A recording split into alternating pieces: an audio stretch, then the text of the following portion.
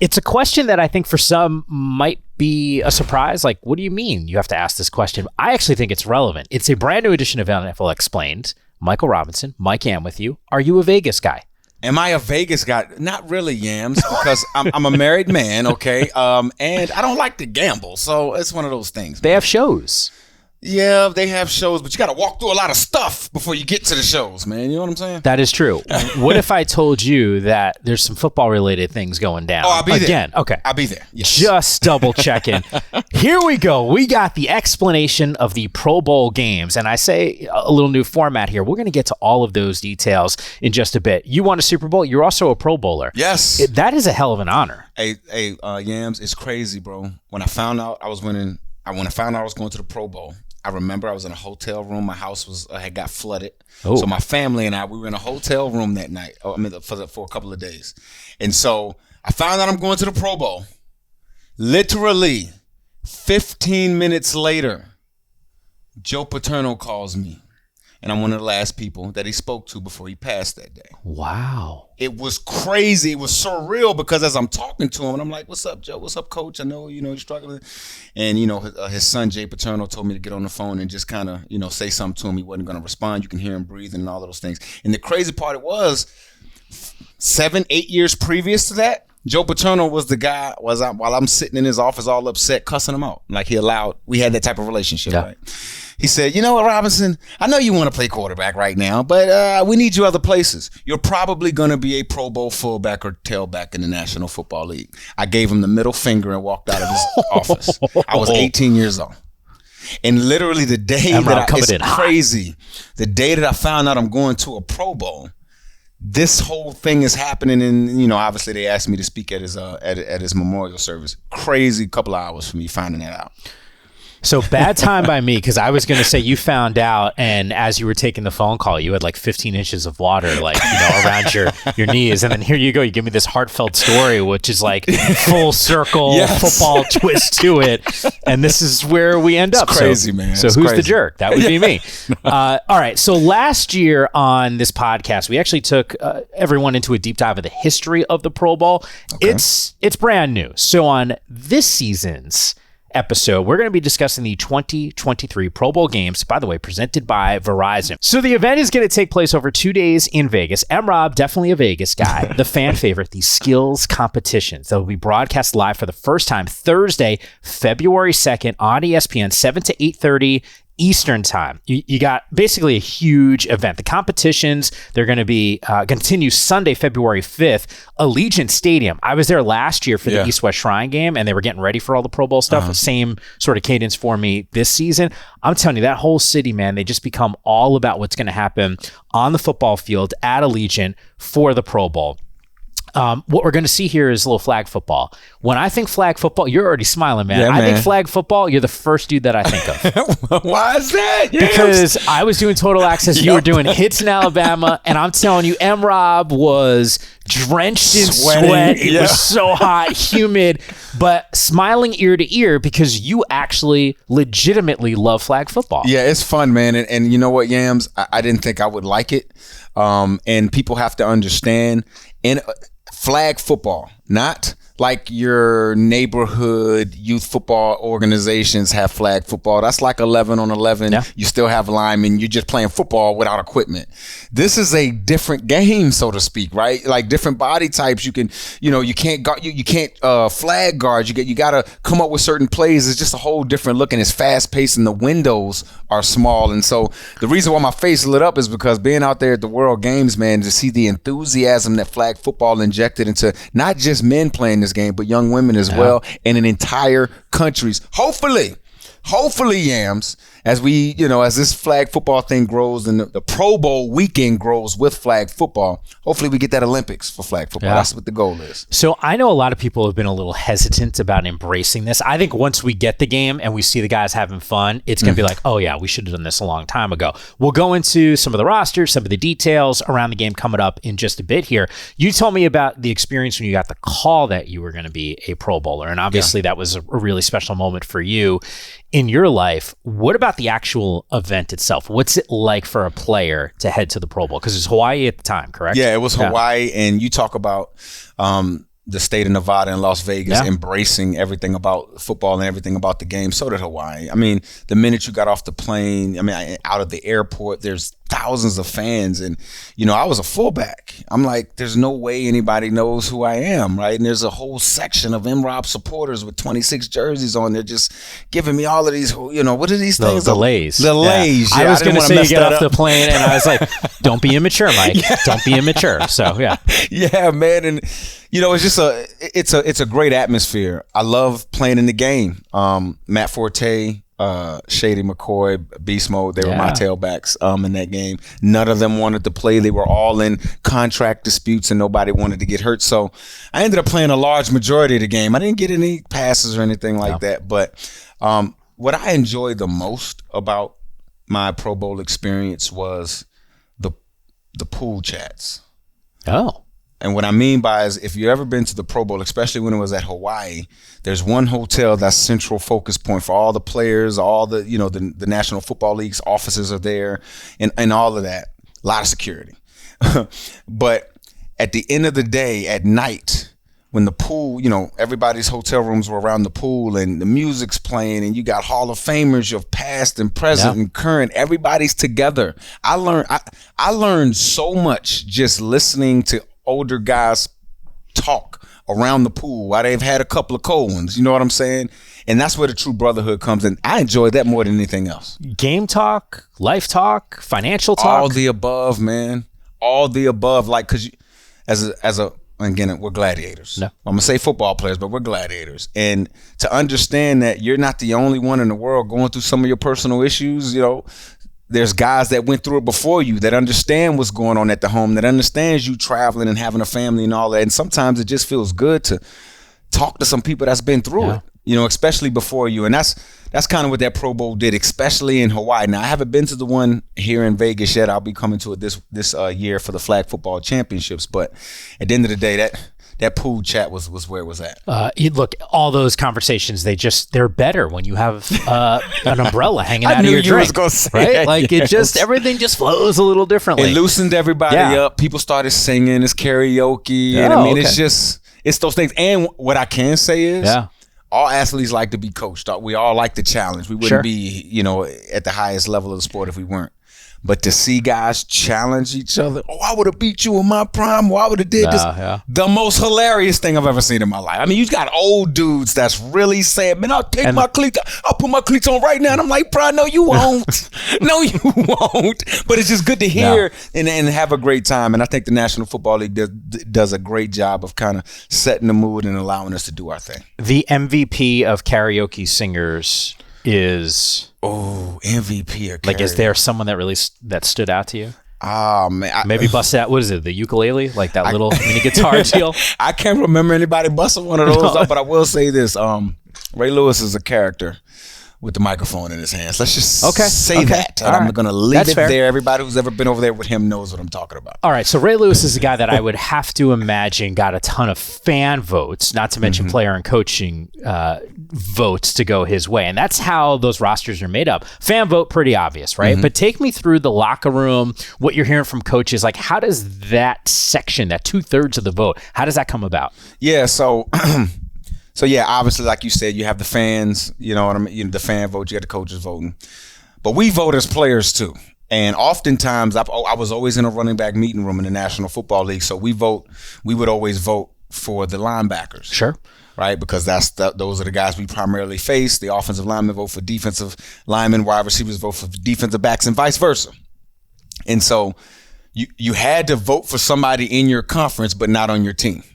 That was kind of how it was. And they would have, like, you got to, as a group, you guys got to come up with, let's say we were talking middle linebacker. As a group, you got to come up with your top 5. You know what I'm saying? And then they take the votes from there. But it's funny, the games we used to play to try to get our guys in. Like, I remember being on the San Francisco 49ers team, and, obviously we had Patrick Willis.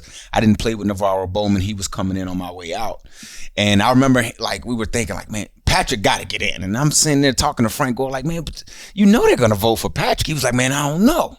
And so you try to vote for guys. Nobody in the NFL is sorry. But you try to vote for guys who maybe wouldn't get a Pro Bowl vote at all. So your vote is exhausted there, and the votes that are left go to your guy. You know what I'm saying? That's kind of strategic. It's strategic, man. That's what we tried to do. I would imagine guys have incentives in their contracts for Pro Bowls, because there is a difference, by the way, between being an All-Pro and a Pro Bowler. Yep. I would imagine there's incentives both ways. Any guy ever come up to you and go like, yo, man, there's some extra coin coming my way. Give me a vote. Absolutely. You knew all the big money guys had it. You know, when I played in San Francisco, you had the Vernon Davises, the Alex Smiths, guys like that. You Frank Gores, you knew those were the big money guys. Beast Mode, Bobby Wagner. I mean, you knew where the money guys were, and you knew a lot of their money was tied to their success. I tell you mine, when I got voted in mine, I got me a nice check.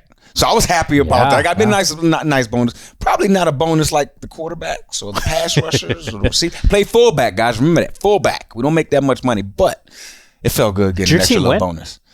Actually, we did. We did win. Because you get another kicker for winning. We did get an extra check for winning. I forgot about that. Sure, I don't forget about it. I don't forget about my money or anyone else's money. So I bought my wife a car with that, actually. No kidding. I sure did. It got her Porsche. Did I name drop on the pod? It helped out a whole lot, man. Absolutely. I forgot about that, yeah. Did we go 911? Did we go, was it a Boxster? No, it was a Cayenne. Okay, a little SUV, the larger SUV. Yeah. But with a little kick, though. That thing kick on you, though. Make and go. You know what I'm saying? We just gave it up a couple years ago, man. Don't get me started on that. It's sad. Brings back memories. It does bring back memories, man. It was one of the first major purchases I bought my wife, and it was like, hey, she was at work one day. I pulled up in it. Did you have like the bow on it? No bow, but she thought I rented it, right? And I'm like, yeah, but you know what I'm saying? Go and check that car out right there. You know what I'm saying? It's yours. And then she was like, that's awesome. Everybody in the salon went crazy. It was awesome. That's awesome. What a cool story. We don't hear about that type of stuff. Hey, man, because I had heard that when you get to the Pro Bowl, and in previous years in Hawaii, like, you were winning because that paid for your crew that you brought with you. Yeah, that's part of it too. I didn't bring the entire crew. Yams, I've always had some rules to rolling with me as my entourage in the National Football League. If you did not help me move into my freshman dorm at Penn State, Shunk Hall, in East Pollock Commons, if you did not help me move in there, don't expect anything from me. Don't. And it was only 4 people there. My stepfather, my mother, my cousin Biz, God rest his soul, and my brother. Everybody else can understand it because they know the rule. Yeah. You don't get to go. I brought my best friend and my wife out too. Yeah, I like that. I like that. I like that rule. For me, it's just mom and dad then. So we ain't getting any Porsches, I can tell you. So you crazy. All right, let's go through. I'm not going to list every guy on the roster just because there's so many dudes. So I'm just going to highlight a couple of these names. I'll start with the AFC. Not a huge surprise. Tyreek, Stephon Diggs, Devontae Adams, Jamar Chase. Like that seems about right to me. We'll get to some snubs, by the way, coming up in just a bit. Travis Kelce, kind of a no-brainer at the tight end spot. Mark Andrews actually had a hell of a year. He had a great year, man. Could you imagine if Lamar was healthy the whole time? I know. If Lamar was healthy this season, we might be talking about him being one of the quarterbacks instead, although maybe not, right? It's Mahomes, Allen, and Burrow. Like those are dudes. Those are dudes. It's so crazy, is Lamar, man. But damn. They're pretty special, man. Yeah. The running back spot, Nick Chubb, Josh Jacobs, speaking of dudes. Shout out Josh Jacobs. Contract year. Yep. Team needed to lean on him. What I do know Didn't pick up his option. He said, you know what? All good. I'll show you. Yeah, I'm going to make you pay. And I know there's people and guys on that offense who wanted the ball a little bit more and wanted to, whatever. But Josh McDaniels understood that this offense had to run through the running back, had to move the line of scrimmage so the passing game could work. I'm glad to see Josh Jacobs on this list. Yeah, I'll throw Derrick Henry's name out into the mix as well. On the defensive side, Myles Garrett, not a surprise. Max Crosby, Trey Hendrickson for Cincinnati. Baller. Right. Baller. I mean, we just saw him the other week against Buffalo. Yeah. Oh. Why you had to mention that? Sorry. We just saw him the other week. And for our listeners who can't see us right now, oh my goodness, Jam said it and then he smirked right after he said it. He knew what he was doing, buddy. You right, man.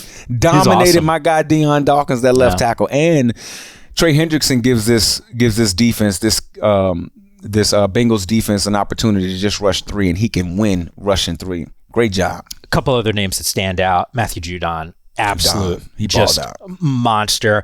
I'll give some love to Sauce Gardner as a rookie making the team. I thought that was kind of cool to see. Minka Fitzpatrick, not a surprise there. Missed some games earlier this season. Sauce Gardner might have been the best corner in football. Yeah. Forget just a Pro Bowl. And he might have been the best corner in football. And just to see a guy that young play that patient, he's long, he understands coaching, he can tackle, he's not afraid of contact.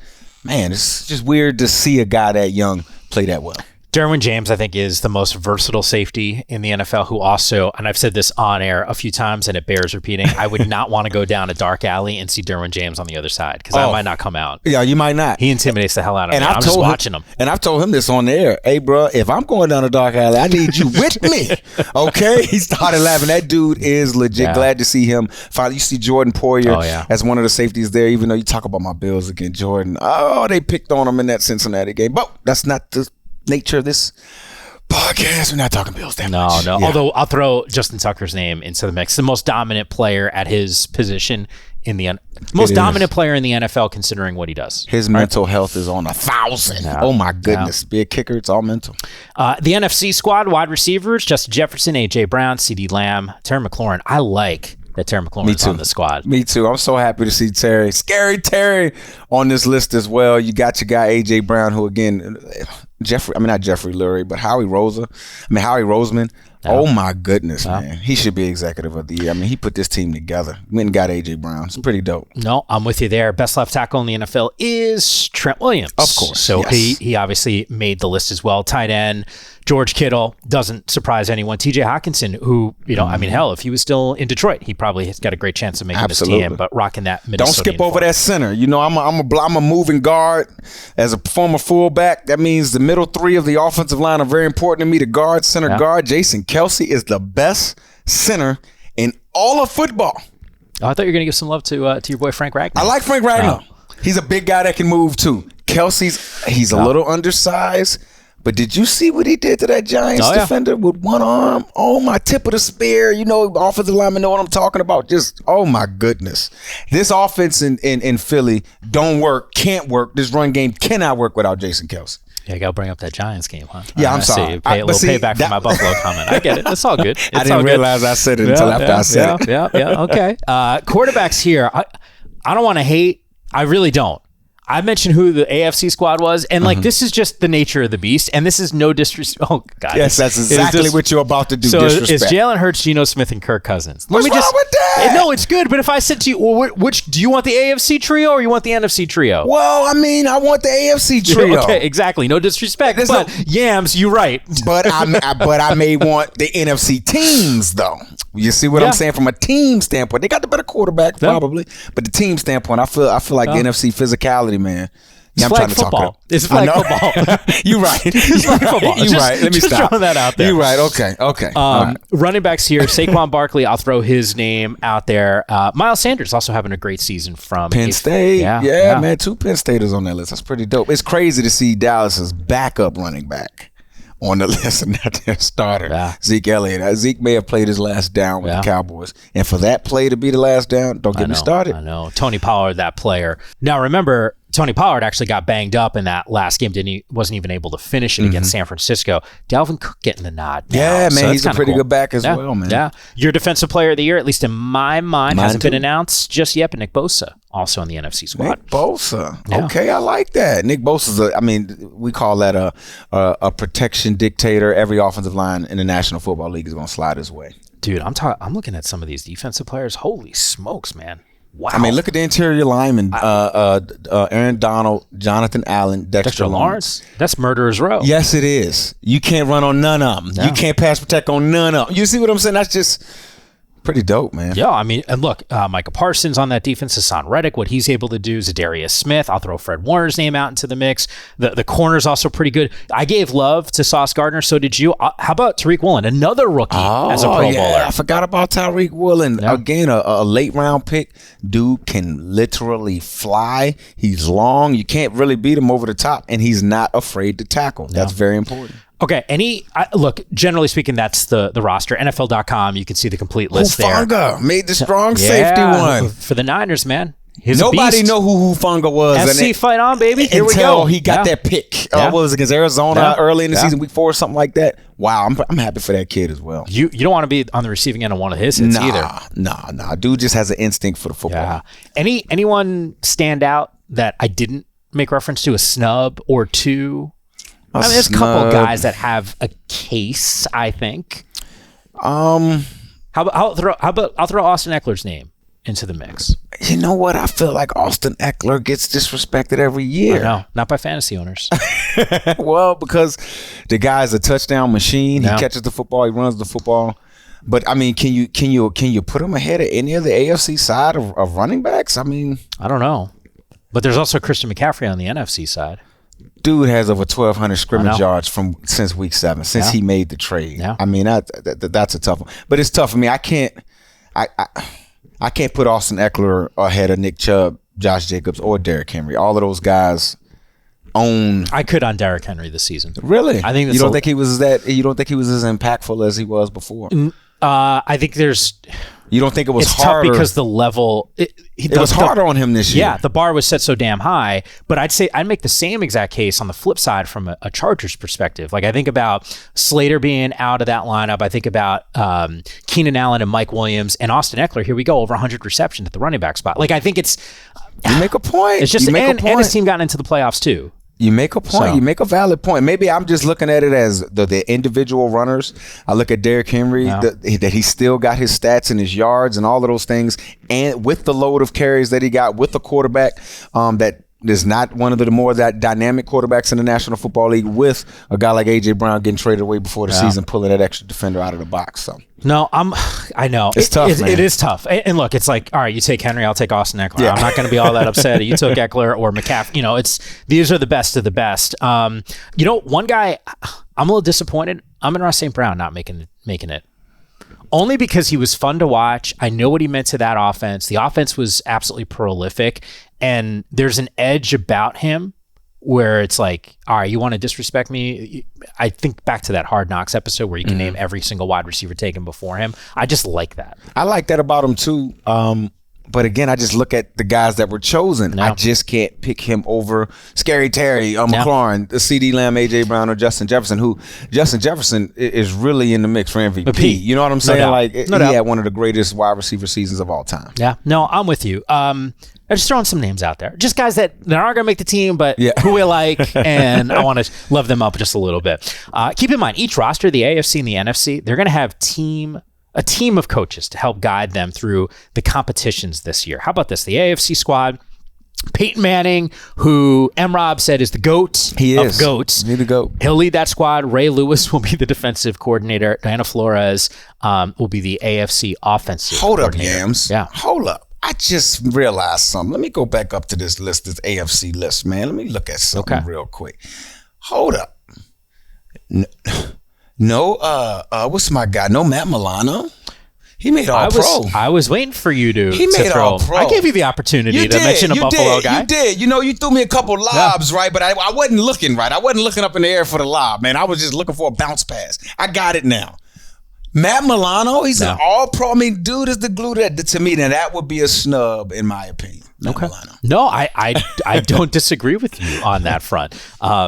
It all comes back to the Buffalo Bills. Now, M-Rob, there's some differences, too, when we talk about each of these rosters. The AFC and the NFC, they're going to have a team of coaches to help guide them through these competitions. The GOATs, according to M-Rob. We found that out in our last episode. Peyton Manning will be the AFC head coach. Ray Lewis knows something about defense. He'll be the AFC defensive coordinator. And Diana Flores will be the AFC offensive coordinator. The NFC, a little brotherly love here. Eli Manning, the NFC head coach. DeMarcus Ware will be the DC, and Vanita Crouch will be the NFC offensive coordinator. Keep in mind, Vanita and Diana, by the way, elite flag football players. Oh, they were on display at the World Games. I was there. They call Vanita Crouch the Tom Brady of flag football. I mean, this woman wins everything and wins almost every time she steps on the football field. Except when she matched up against Diana Flores. Diana Flores. Yeah. I mean, Who, by the way, was so much fun. She's super talented. She is, man. She got a little viral video where she was just moving her hips all around and getting away from all the people pulling her flags, and then she scored, man.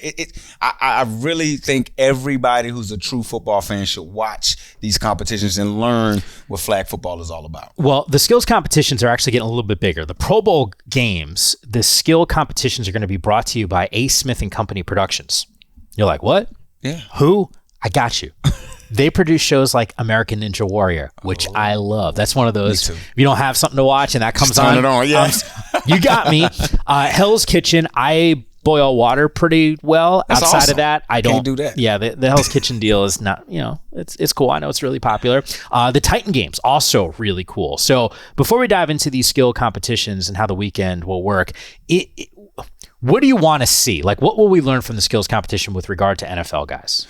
Well, you can see kind of like their competitive nature. That's really what I like about it. I mean, and some of them, you get some people who deem some of these skill challenges as, whatever. But no, NFL guys, it's a mentality. You can't just cut off being a competitor. That's just who you are. It's crazy to see some of these guys. And when I go to, PAO and some of the other things that a bunch of football players go to, a lot of these guys are competitive with their own kids. Like, they do not let their kids win. My son has never beat me in basketball. So I just want to see the competitive nature and can see the competitive juices on display. I can see you playing hoops with your son and he's going up for a layup. And it's not just like the small swat away. Like, I mean, just like the M-Rob jump up in the air and just monster block, like sending the ball like 20 yards away. And we got a bunch of acres we sit on, so it goes into the woods. And then you go, go get it. Go get it.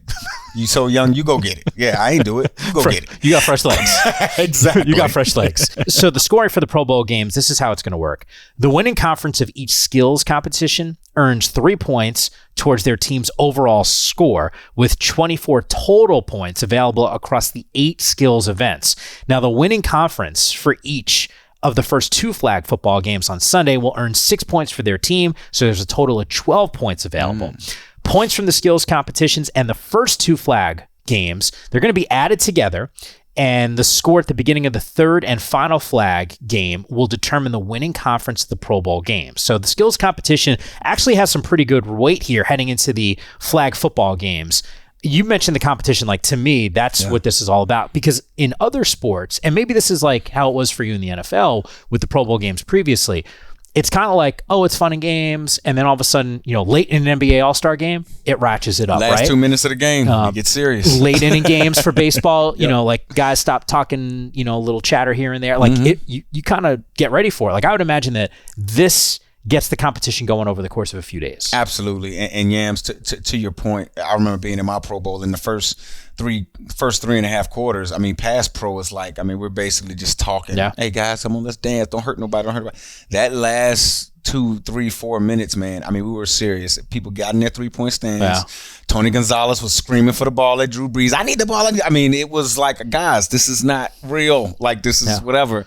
But they did a good job. And I can't wait again to see the guys have the pride in it. Again, seeing that it's going to be over a couple days, my first thought is, man, I'm going to get my asthma pumped. They're going to be running around out there. But these are big-time athletes. I think they're going to have fun with it. And I think the NFL does a good job of making it fun. Yeah. All right. Well, look, you and I have gone through the roster and how the games are going to work. Still to come here on the NFL Explained podcast, we'll dive into how the skills competitions are going to be played.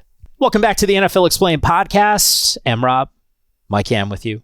All right, we laid out the 2023 Pro Bowl games, how it's going to work. I keep mentioning the skills competitions. Day 1, Thursday, February 2nd. I love this. I freaking love this. Pro Bowl dodgeball, multi-round tournament, classic dodgeball, 4 teams of 5 players. Got offense, defense, both conferences squaring off. It's an AFC, NFC showdown. In the first match, the AFC offense will face the AFC defense to determine the AFC winner. Second game, NFC offense against the NFC defense. That's the NFC winner. The finale, AFC winner versus the NFC winner, and whichever conference wins gets the 3 points. Have you ever played dodgeball? Competitively? No, not competitively. I played in a league. Yams? Charity dodgeball league, and I was thrown out one of the matches. Why am I not surprised? So I don't even know if you're the person to ask about strategy, since you never played competitive. Yeah, I was about to say, what they say on Dodgeball, the movie? Dodge, duck, dip, dodge. That's your strategy. If you can dodge a wrench, you can dodge a ball. So that's all that is. That's all that is. There's also a lightning round. Okay. So new this year, each conference will select 16 players to compete in a 3-part elimination challenge that will leave 1 player left at the end to earn 3 points for the conference. The first event of the lightning round, Splash Catch. teammate pairings for each conference. They toss water balloons back and forth from increasing distances. We all did this when we were kids, all right? Ooh. Each tandem that completes all of their tosses advances to the second phase. Part 2, it's lightning round, high stakes. Advancing players will attempt to catch punts from jugs machines. We've already chronicled. I've done that too. Not as easy as it looks. You'll earn a place representing their conference in the final round of competition. And then the final part, lightning round, thrill of the spill. The remaining players of each conference will aim at targets attached to a bucket hanging over the head of an opposing conference's coach. Whoa. Let's go. Wow. The team to dump the bucket on the opposing coach wins and gets 3 points for the conference. I'll do splash catch because I think that's more familiar to a lot of fans because we all did the balloon toss. Yeah. Who's your parent? Like anyone come to mind that you think like the soft hands? Like I think the wide receivers have to be a part of it. It has to be wide receivers. Maybe if you got some backs or tight ends who have really soft hands that could catch. But isn't it like got to be like Cousins, Jefferson? Like isn't that automatically the favorite? Well, but Kurt has to catch too. You know what I'm saying? This is not just a one direction thing. It's fair. I would pair, Justin Jefferson up with Scary Terry or something. Just 2 receivers together. Because they're a hands team. They're a hands team. Yeah. Yams. That would look. If I'm Peyton or whoever who's on the NFC side, I forgot. Hands team. Eli. Yeah. I would say hands team and have those guys run out for that. Hands team. Redefining hands team. Okay, I love this because a lot of guys actually do this. Longest drive. 4 players each conference compete in a challenge to drive a golf ball the furthest. I can imagine it's one of those big boys. Yeah, well, no, I don't know. We used to have a driving competition when I was in Seattle, and you would think guys like Russell Okung to be big offensive linemen who know how to play golf and do it. You know what? Bad job by me. It's got to be the quarterbacks. All those like charity events. That's all they do. That's all they do. Or like one of those high priced wide receivers or something. It's one of those guys. It is not a big guy. Okay. Trust me. Okay. Golden Tate used to win ours every year. Golden Tate and Russell. I'm telling you. Shocking. Yeah. Shocking.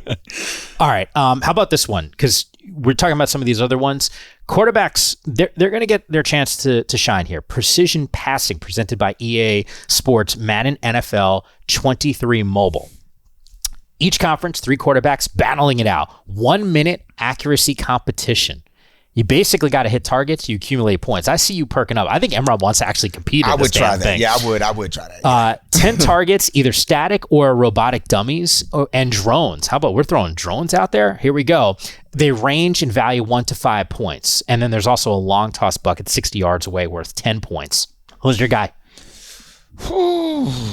Who's my guy at the quarterback position? I mean, you start thinking about the accuracy, and obviously in the AFC with Mahomes and Allen and Burrow. Like Burrow to me, the quarterbacks would across the board. Yeah, right? But you got to think about Geno Smith. I know people are saying, what? That's a good call. He led the National Football League, was one of the top 2 or 3 guys in the National Football League in completion percentage. Dude knows how to throw darts. So, yeah, I would go with Joe Burrow or Geno Smith.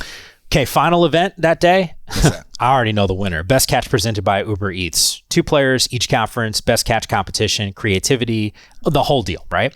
First round on Thursday, players will showcase their best reception in highlight reels shot at iconic venues around Las Vegas. Fans will vote online and for their favorite catch from each conference, and the player with the highest votes will compete in the finals on Sunday. It's Jefferson and Diggs, Justin right? Jefferson and Diggs or Justin Jefferson or Devontae Adams. I think he had a few one-handed ones this year.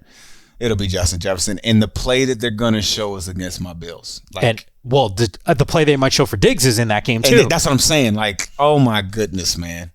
Wow. Yeah. I don't know if you know what? I don't know if I would have. I had great hands, but I don't know if I would have wanted to be in this particular competition. I would have wanted to be in the throwing one. I like the throwing one. Yeah, no, I'm with you on that one. Just to throw some targets there. All right, so day 1 of the skills competition in the books in terms of our explanation. It continues on. Best catch presented by Uber Eats, the finale. On Sunday, the top vote getters from each conference will compete head-to-head as they perform in front of a panel of celebrity judges.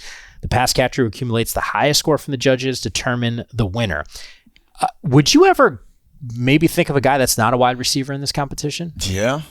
Travis Kelce. Oh, great call. Like all that's day long. Obvious. Yeah. Travis Kelce. I would think about him in this. I would also think about a guy like a Darren Waller, a bigger, longer guy who can run and do, contort his body and do some pretty. What about the guy Kyle Pitts from Atlanta? Like I would think about those guys who are really extremely large wide receivers. That's really what they are. So the player who's going to move on, they basically get the gridiron gauntlet, a side-by-side relay race showcasing strength, speed, and agility. 6 players from each conference compete to see who finishes first and wins 3 points for the team. The 4-part gauntlet, each segment 40 yards in length, includes a series of breakaway walls, a section of climbing over walls and under tables, a tire run, and a blocking sled carrying a legend. Is this Gladiators, right? The show that we used to watch when we were young? No joke. I mean, who are the guys? Like Laser, Storm. Yeah. It was I forget them now that I said it. I forgot it. But yes, man, it seems like a Gladiator episode. Man. It does. Or American Ninja Warrior, because the producers are going through some of that stuff. How about this one? Kick-tack-toe. Each team's kicker, punter, and long snapper compete in a giant tic-tac-toe competition. So you got to kick it and it lands like in a square or something? So basically, the first team to complete a connecting line of 3 squares or hit 5 squares total will be declared the winner and earn 3 points for his conference. How many chances do you get? Per turn? If it's 3, then it's just Justin Tucker, 3 kicks and you're over. Yeah, that's true. But I mean, I guess the punter would have to be involved too. So are they alternating kicks? How accurate are these dudes? Oh man, they're extremely accurate. So they'll be able to get this right. They'll be able to do whatever is asked of them. I mean, it's crazy the accuracy of these kickers. Ridiculous. Final skills competition. Move the chains. That's what we like to see every single Sunday, especially on the offensive side. Only the offensive side. So you got 4 teams, 2 from each conference will compete side by side in a weighted wall pole that will showcase their strength and speed. Each team of 5 players is responsible for pulling a wall loaded up with heavy weights 10 yards as quickly as possible using first down chains. The winner of the best of 3 playoff will earn 3 points for their conference. I like what? Like that's crazy, man. It really is. I mean, that's kind of like an off-season conditioning thing for some. That's exactly what it is. And actually in college, we would call that the finisher. That's like what you do after the workout to kind of reinforce what you did through the workout. I'm going to pick the AFC team that's got Derrick Henry. Just because he's a big guy. I just think about those workout videos that he posts. Yeah. This is where Austin Eckler comes into play. So it's a pull. So you got to be in front of it then. That's what I'm saying. I'm assuming. And you got to be pulling that way. And they're talking about ingenuity. So I wonder whether they have any props or anything they can use to kind of help them out or whatever. Or are they just saying 5 guys get in front and pull? Then I'm just going to get the biggest, strongest guys I got. That's kind of why I'm going in that direction. All right, the actual flag football game itself, you know the rules. Mm-hmm. You've analyzed the game, flag football game 2. Is it AFC or NFC? I'm going to go NFC just because I don't think some of those AFC quarterbacks won't be playing. I think it'll be the NFC. I don't think it matters who the quarterback is. How about this take? You've seen this before, and I'm going off of something that you told me about flag football and how the body types are a little bit different. I think if whatever team has Tyreek wins. Like, I think Tyreek Hill, we see it on Sundays, but I think he's going... For as good as he is on Sundays, I think he's going to be better in flag football. And the speed will scare people because you do have to slow down to pull the flag. Yeah, like you got to kind of whatever.